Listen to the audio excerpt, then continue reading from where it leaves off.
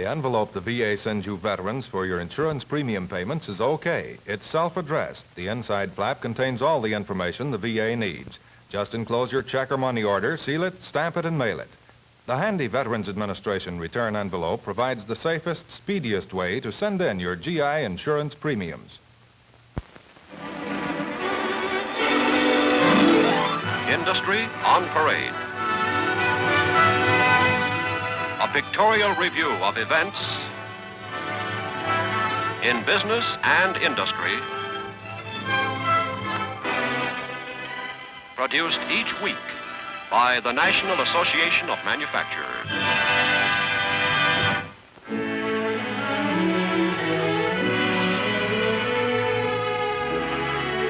Laboratories of the Upjohn Company at Kalamazoo, Michigan.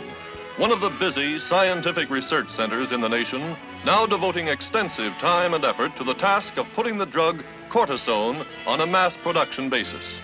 Cortisone, miracle drug in the treatment of rheumatoid arthritis, is refined in minute quantities from a gland found in cattle. It's a pathetically scarce drug sought after desperately by persons suffering from the painful and crippling effects of arthritis. The reason it's in short supply is not hard to find, for here we see all the cortisone that could be made from the glands of 20,000 head of cattle. From all parts of the world, plants and other materials are brought in for experimentation to see if a more abundant source of cortisone can be discovered. At the same time, ways are sought of synthesizing the drug, making it artificially by means of chemistry. Here's where the vast experience of pharmaceutical houses like Upjohn stands to benefit mankind. For fabulous machines perfected over the years have speeded up time-consuming tests and experiments to mere minutes or even seconds. For example, here's a machine that determines the chemical composition of substances by means of infrared rays. The samples that come in from chemists throughout the laboratory are completely analyzed in just 40 minutes, as compared with the weeks or months such analyses used to require. Or this machine that does the work of 4 chemists by means of electronics, and does it without fatigue or chance of error, 24 hours a day, 7 days a week. Behind this door, the findings of the atomic scientists are applied, not for war or destruction, but to improve the health of mankind. Most of the work done here is highly secret, but it can be said that atomic energy is utilized in the fastest and most positive method of sterilization yet discovered. 2 million volts of electricity must be generated in the process.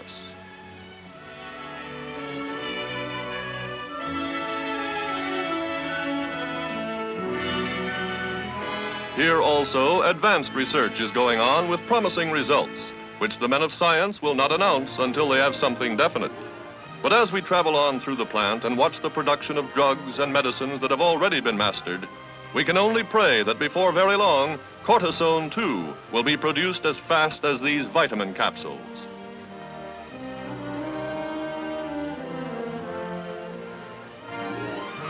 It was work like that we have just seen that brought us vitamins and other drugs in a quantity and at a price within the reach of all. So we may safely assume that when drugs are made universally available for control of those ailments still uncontrolled, much of the thanks must go to the men and women of America's free pharmaceutical industry.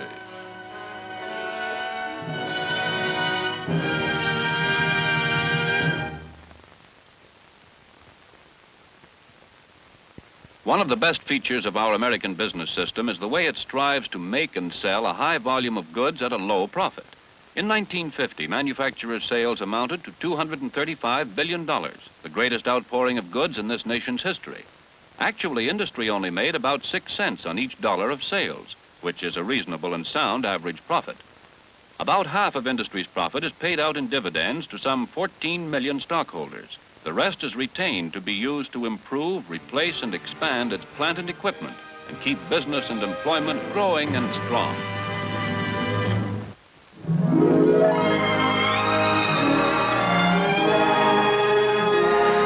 In post office, factory, store, farm, or mine, wherever goods must be kept moving, more and more you'll find those goods moving via conveyor belt.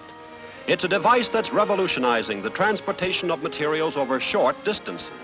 So let's stop off at the B.F. Goodrich plant in Akron, Ohio, where they're building better and better conveyors for more and more uses. The fabric as it arrives at the plant is subjected to the most searching examination, for though it'll be joined with other materials, if the fabric is not sound, the belt will not stand up. After passing the test, the fabric is re-rolled between strips of the rubber that will be merged with it under high temperature and pressure. The equipment here at Goodrich is capable of building belts up to 6 feet in width. In a great press, the rubber is vulcanized right into the fabric, with all plies held under uniform tension. This assures that all parts of the finished belt will carry an equal share of the load.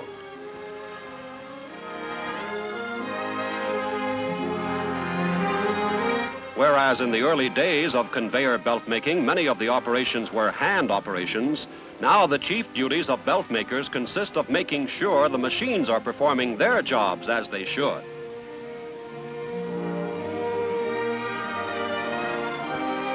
Up to a certain limit, the belt can be almost any length desired, depending on the distance it must haul the goods and what kind of materials it will carry. Here's the press that cures the splice, joining the two ends to make the belt endless.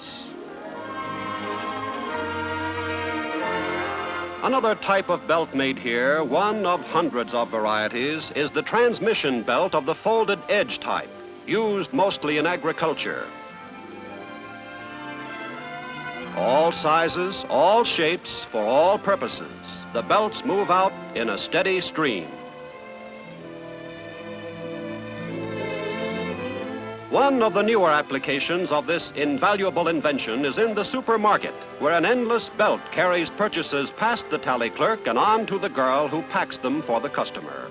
Just one of the endless uses being found for the endless belt.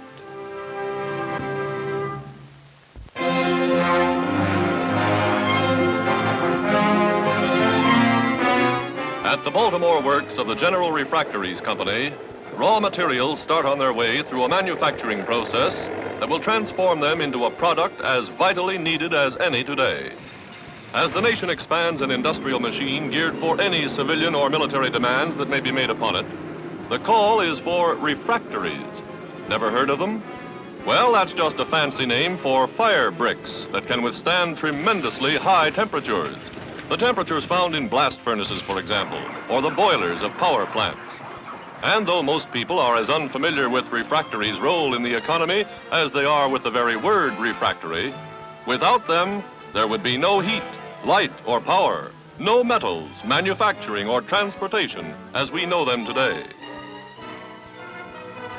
The crushed chrome ore goes into rotary drying kilns where temperatures up to 1,250 degrees Fahrenheit dry it completely.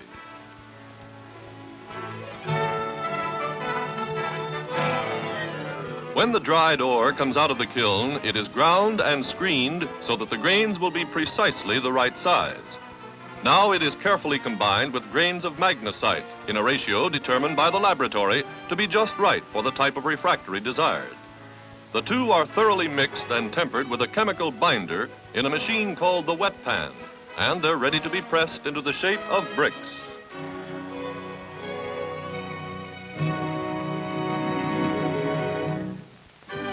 The materials have been brought together from such scattered points as Austria, Cuba, the Philippines, New Jersey, and Washington. Now they'll really be brought together in a great hydraulic press, where 12,000 pounds of pressure per square inch will force out the air and closely knit the grains into what looks like ordinary building bricks. But these are neither building bricks, nor are they finished.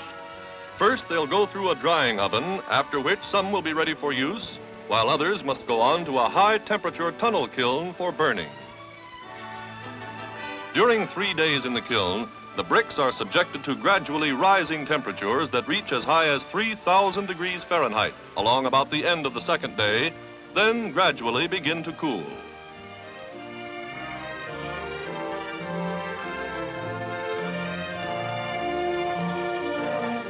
The oil fires fuse the chrome and magnesite in a process similar to that used in the manufacture of ceramics. This is, in fact, a branch of the ceramics industry. One of the big new developments in the refractory industry has been the perfection of bricks with steel coats. Here we see those steel jackets being shaped. The idea behind this improvement was that when the bricks were laid in the smelter, open hearth furnace, or wherever they were to be used, the steel would serve the purpose of the cement used in joining building bricks. Thus is made another product which, though we may never see or hear about it, is vital to us all. The tremendous expansion of our steel industry would not be possible without refractories. And without steel, our plans to counter aggression might go by the board.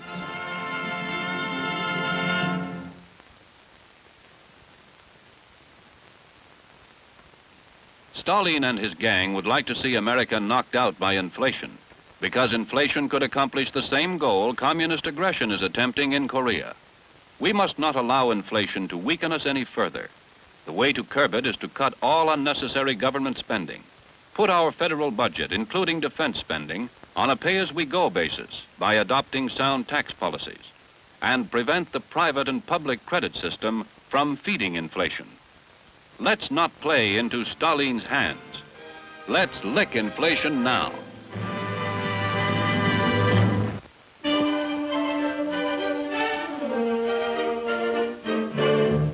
Breeze there the boy with soul so dead who never to himself has said, "I'll take chocolate." Probably not. And that's one reason the nation's ice cream makers are so busy with their giant successors to the hand-crank freezer that once could be found on any back porch. One reason current production is 550 million gallons a year on this 100th anniversary of the industry. You can buy ice cream these days in more than 200 different flavors, but still the outstanding favorites are the old reliables, vanilla, chocolate, and strawberry. At this point, the packaged ice cream is still quite soft, and to prepare it for storage or shipment, it goes to a refrigerator to be frozen hard at 18 degrees below zero. The growing practice of keeping ice cream always in the home, in the deep freeze unit of the refrigerator, has increased sales of pints, quarts, even half gallons. But most popular among the small fry seem to be the one-serving portions, as in Dixie Cups. Filling and sealing of the Dixie Cups is entirely mechanical, carried out under the highest standards of sanitation.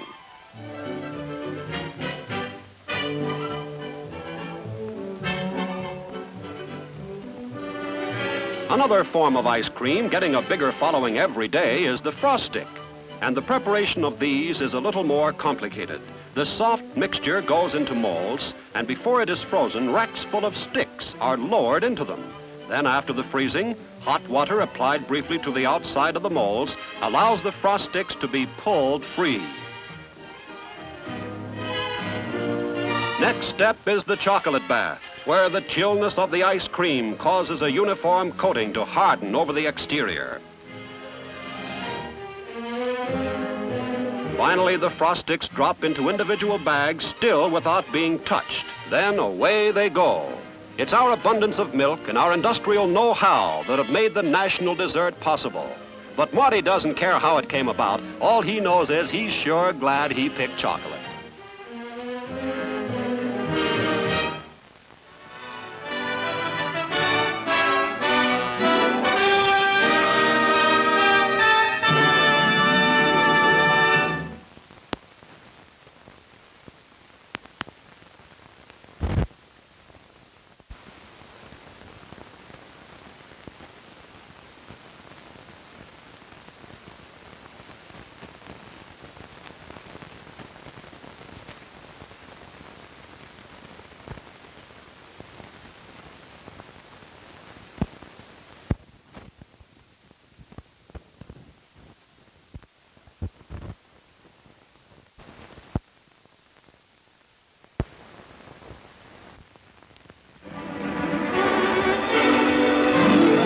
Industry on parade.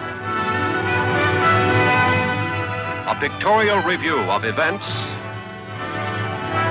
in business and industry,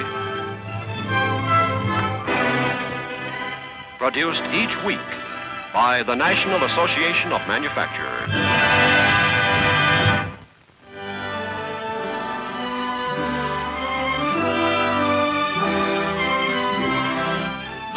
57 miles from the open waters of the Gulf of Mexico, we are looking at one of the largest and busiest ocean ports in the United States, at Houston, Texas. Houston is a port city only because of its $50 million man-made ship channel, up which steam the vessels of all nations to take aboard the products of the industries and farms of the great Southwest.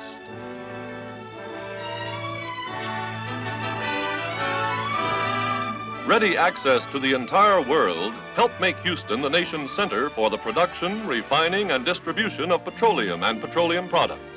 Helped double the number of the area's manufacturing plants in the past 12 years, tripling industrial employment during the same period.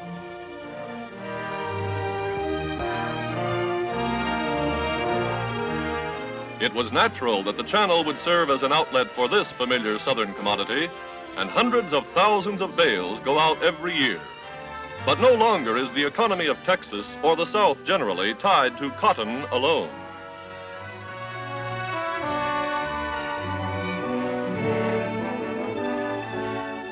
Houston's become a great milling center, from which flour, cornmeal, livestock feed, and whole grain are shipped to more than 30 countries. It has fully integrated steel mills like this one, with a capacity of more than 1 million tons a year.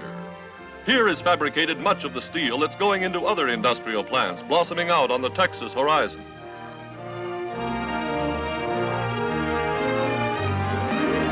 Chemicals, fertilizer, cement, rubber, pulp, and finished paper. There seems to be no limit to the industries that have moved to the Houston area, many of them building their plants right on the ship channel. And of course, as a shipping center that's become the second busiest in the country, it was inevitable that industries would have to be built to service the ships. Here's a large shipyard, miles from the sea.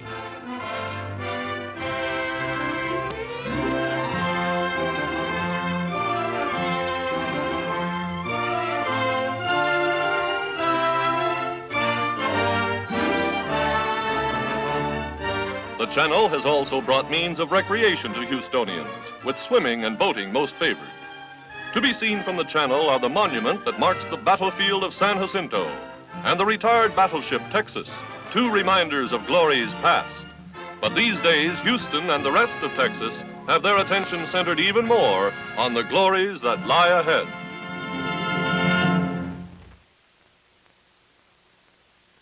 When our forefathers came to America centuries ago, they sought freedom and independence. Here they built an economic system giving us the world's highest standard of living. Under this system of free, competitive enterprise, American business and industry has grown. Until today, there are 4 million enterprises providing nearly 63 million jobs. The average American employee works shorter hours, earns more money, and produces more goods than any other worker in the world. That's our business and industrial system. Let's keep it free and growing.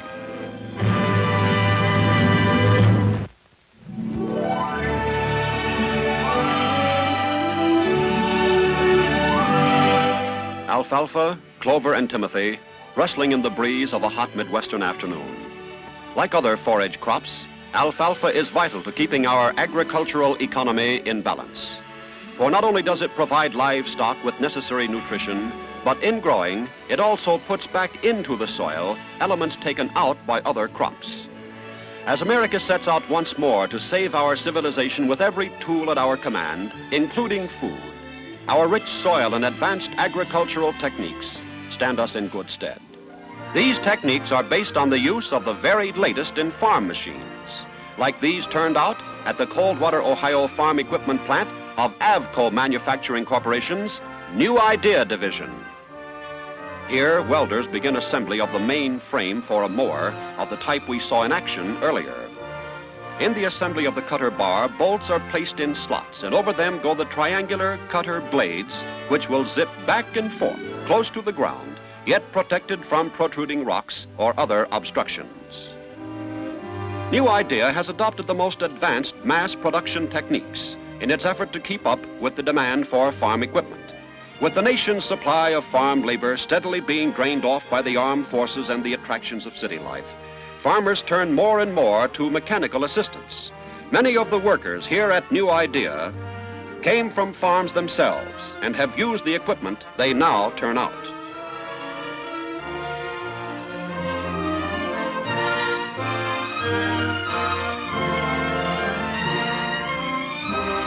The parts that go into the mower must fit precisely, or they'll be called on to function smoothly under extremely rugged conditions.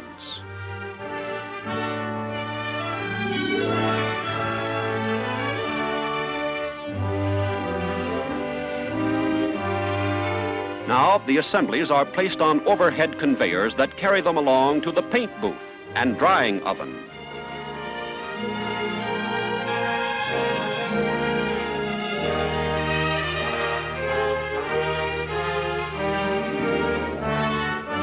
Brightly colored with paint that will stand up against the rigors of hard use on the nation's farms, the partly assembled mowers go next to the warehouses, from which they'll be dispatched to dealers for final assembly for the customer.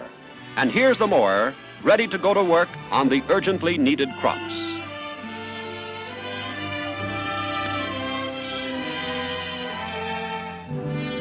Farm machinery, next to armament, one of the most important products of American industry.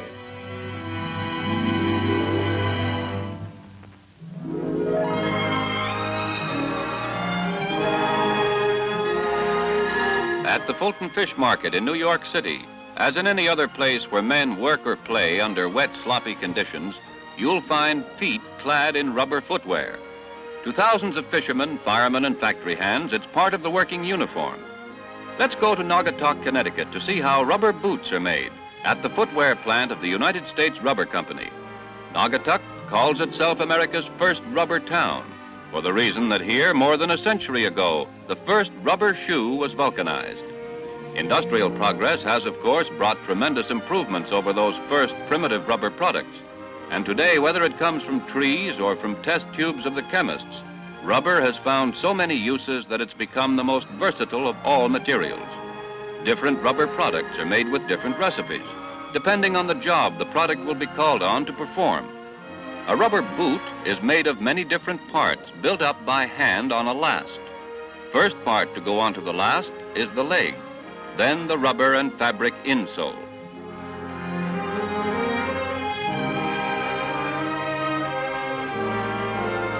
A rubber and fabric toe lining is fitted to the leg and joined to the insole. Then a reinforcing fabric and rubber inner sole goes over the insole. A fabric reinforced sealing strip goes over the back seam. A counter is fitted around and under the heel.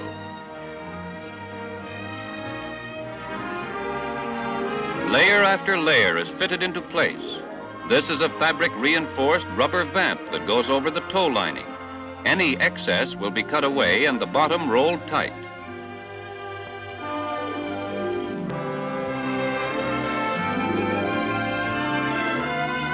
Last piece applied is the rubber outsole. To make sure it's firmly in place, it goes next to a hydraulic press.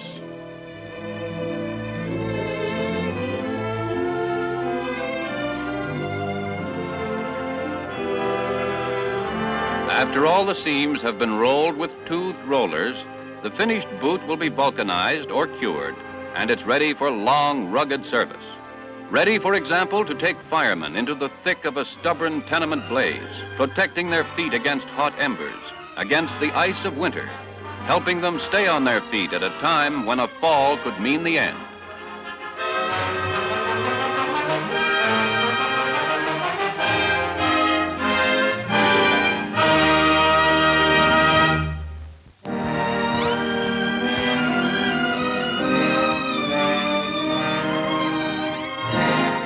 In the wild, wooded Thunder Bay region of northern Michigan, industry on parade cameramen come across a small group of men engaged in an occupation as old as our country, fashioning simple but necessary products from the trees of the forest.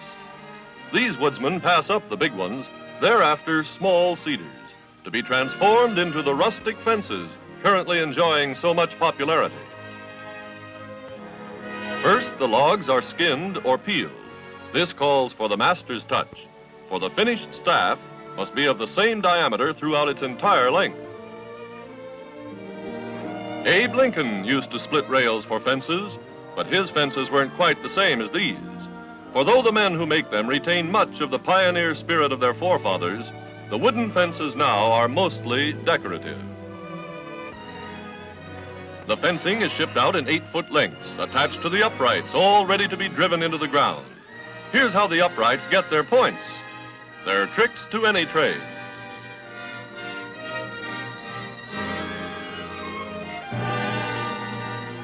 But as we said, it's mostly decorative.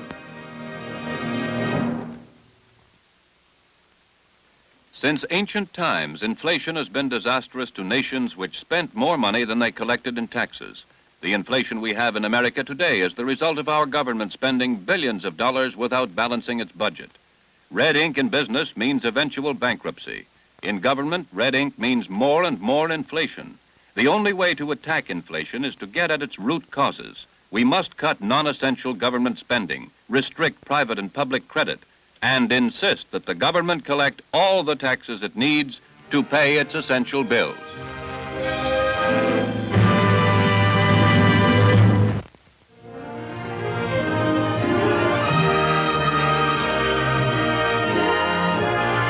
When a Trenton sign building firm set out to erect a billboard on a hill rising above the Jersey Meadows a few miles west of New York City, it faced the problem of transporting the girder, cement, and so on across miles of marshland. And here's how they solved it. They brought in all the materials they'd need in 70 flights by the pilots of the New England Helicopter Service of Hillsgrove, Rhode Island.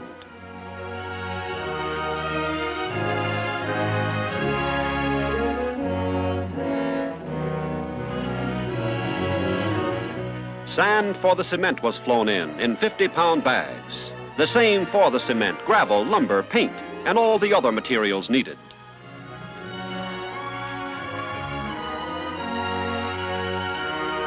They figure it would have taken 16 days to do the hauling job by ordinary means, but the boys in the copters accomplished it in just one.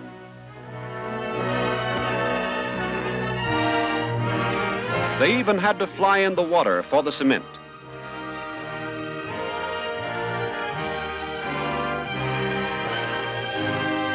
That's probably the most expensive water that ever went into a batch of concrete. But sometimes what seems to be the most expensive way is actually just the opposite. 25,000 pounds of materials plunked safely on the hill. Not a bad day's work for the flying windmills.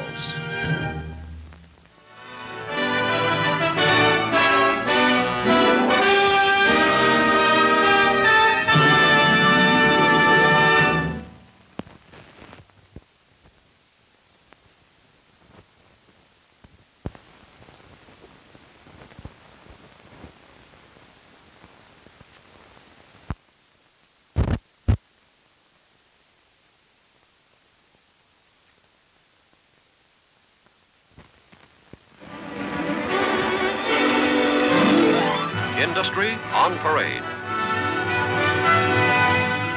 A pictorial review of events in business and industry, produced each week by the National Association of Manufacturers.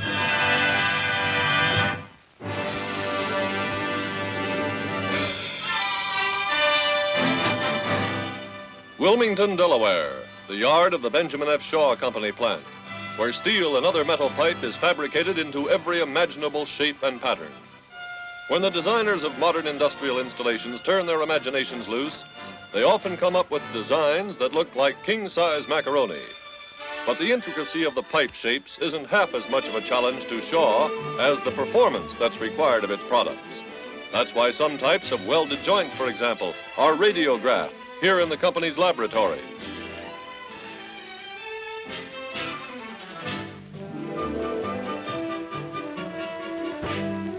When alloy pipe must withstand high working pressures and temperatures, it is subjected to a tensile test that rips the metal apart.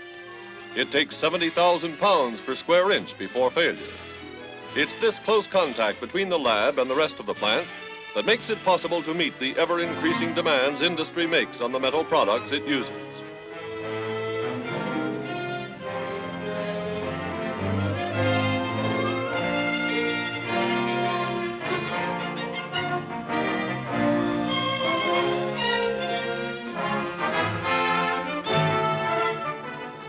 a straight section of pipe is heated at 2,000 degrees Fahrenheit, preparatory to bending.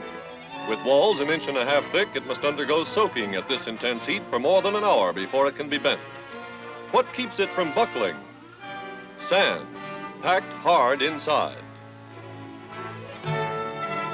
Now begins the exacting job of giving the straight section of pipe a 90-degree turn. Any slip-up, bending the pipe too fast or too slow, applying pressure unevenly, would cause a good many man-hours, a lot of valuable metal to be scrapped. But these are experts on the job.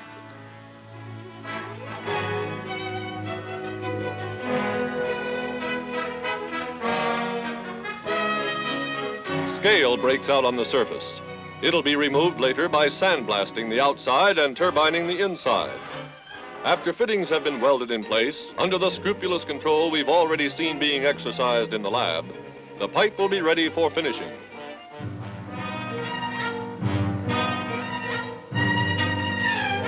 Pipe, like chain, is no stronger than its weakest point.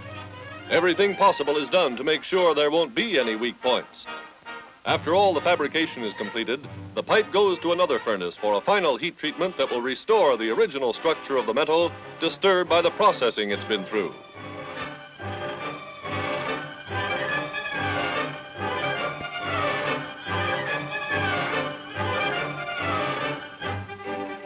Thus do companies like Delaware Power and Light, whose new plant at Edgemore, Delaware is one of the most modern in the world, obtain the pipe they need for their extremely demanding purposes. Thus also do a great variety of other industries, including the hydrogen bomb plant being built in South Carolina, dramatize the growing significance of metal pipe.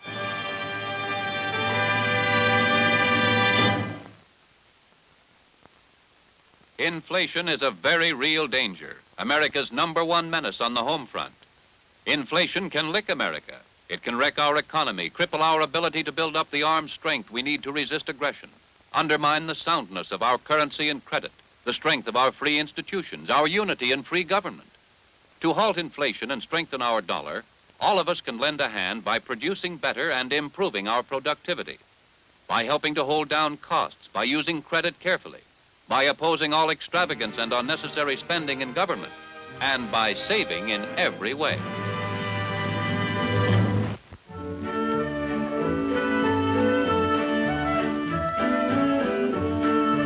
At Utica, New York, in the region made famous by James Fenimore Cooper, Industry on Parade calls on a company that's producing fishing rods, unlike anything you'll find in the leather stocking tails.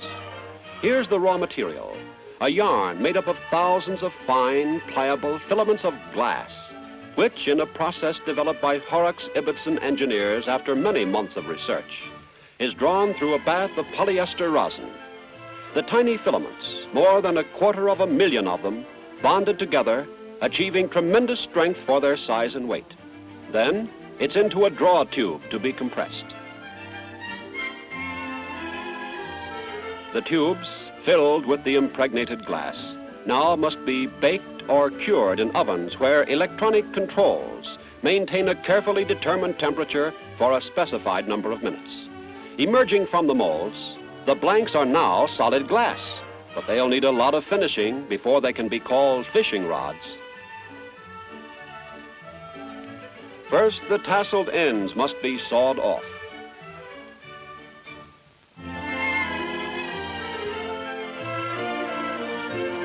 Then, on a centerless grinder, the rod is given a precision tapering, the all-important shaping that produces a perfect balance between strength and flexibility. After sanding and polishing, the hardware is mounted.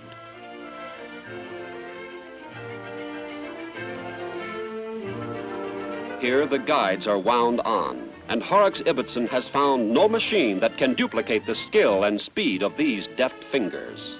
It's an act that takes intensive training and years of experience to acquire.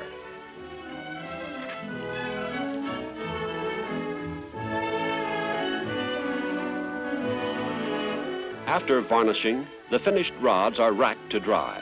And when inspection has proved them to be up to standard, off they'll go to the hands of eager fishermen, who regard none of their personal possessions with a more critical yet loving eye than their fishing rods.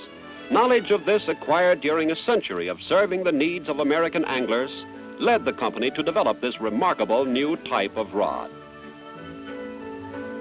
So when the big ones rise to the bait, there's added enjoyment in playing them for all they're worth, with an HI rod that knows when to resist and when to give.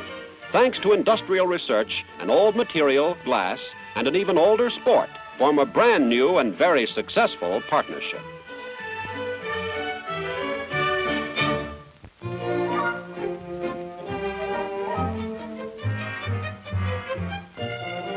From the 1880s to the 1950s, the history of the sewing machine over the past half-century is in large part the history of the White Sewing Machine Corporation of Cleveland.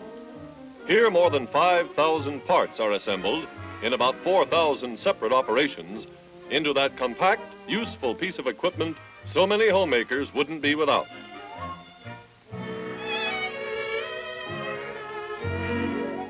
Here we see just one of about 50 operations that go into the shuttle alone. The shuttle whose pointed end catches the loop of thread brought down by the needle and lock stitches it to the bottom thread. In other words, the key part, the heart of the sewing machine. The shuttle is ground and polished to a high luster, not for appearance's sake, but so that it can make all those hundreds of perfect stitches a minute without missing a one. These sewing machine craftsmen, with their long experience, are proudest of all of the sturdiness of the machines they build. Tiny moving parts get the greatest attention, so they'll stand up with the rest of the machine through many years of hard service. This is the reverse lever that allows the machine to sew backwards without stopping the motor.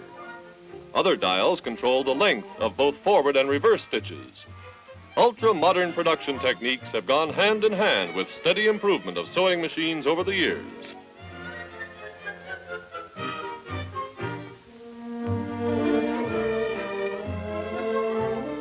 The assembled unit must be given a timing adjustment to make sure the feed, shuttle, needle, and other parts all move in perfect synchronization, each performing its particular job at just the right split second. When in operation, the cloth is moved by the feed, the needle descends with the upper thread, the shuttle catches a loop and lock stitches it to the bottom thread. The needle rises and the cycle is repeated over and over again.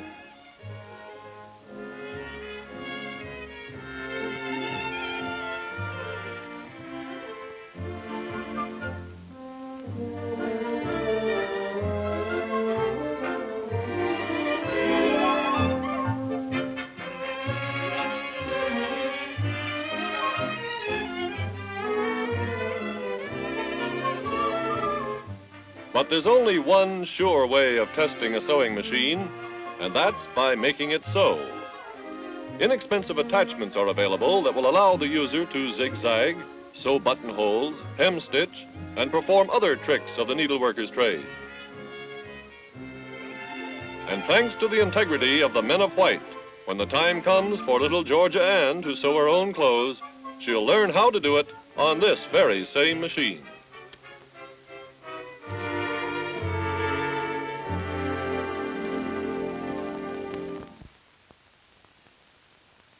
Since the first oil well was drilled less than a century ago, thousands of petroleum products have been introduced.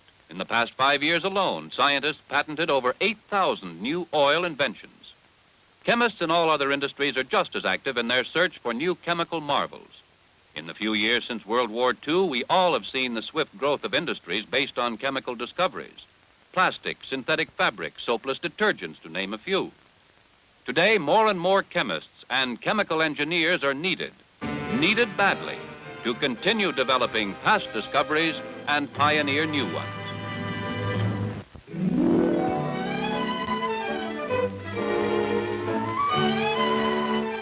Meet Los Angeles businessman Donald Lipton. While conducting his lawn mowing service one day, he decided to lighten his load and at the same time expand his operations by investing in a power mower. Donald described his plan in a letter to Theodore Silbert, president of the Standard Factors Corporation, a commercial banking firm that specializes in supplying working capital for small businesses. As Donald explained to Mr. Silbert, he had nothing to invest but the $6 a week he got from cutting grass, and no collateral but his bike and the old hand mower. But Standard Factors liked his brand of initiative and agreed to advance him the $120 for a power mower without collateral. The signature of an 11-year-old meant much less than Donald's fervent promise in his letter to Mr. Silbert. If you will loan me the money, I will pay you back as soon as I can. There are a few formalities, and the expansion program of the Donald Lipton organization is underway.